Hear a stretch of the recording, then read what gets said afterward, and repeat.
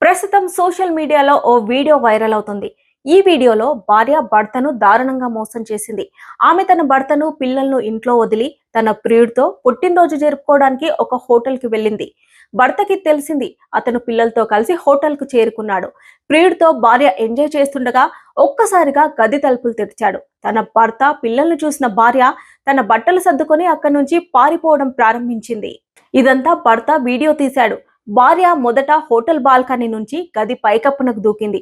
సన్నని గోడపై నుంచి నడిచి పక్కనున్న వీధిలోకి దూకింది. వీడియో తీయొద్దని ఆమె పదే పదే చెబుతోంది. ఈ సంఘటన ఉత్తరప్రదేశ్లోని మీరట్లో జరిగిందని చెబుతున్నారు. ఆ మహిళ తన భర్త, పిల్లలను వదిలి తన ప్రియుడితో పార్టీ చేసుకోవడానికి హోటల్కు వచ్చిందని చెబుతున్నారు. దీనికి సంబంధించి ఎటువంటి ఫిర్యాదు అందలేదని, అయితే వీడియో ఆధారంగా కేసు దర్యాప్తు చేస్తున్నట్లు పోలీసులు చెబుతున్నారు.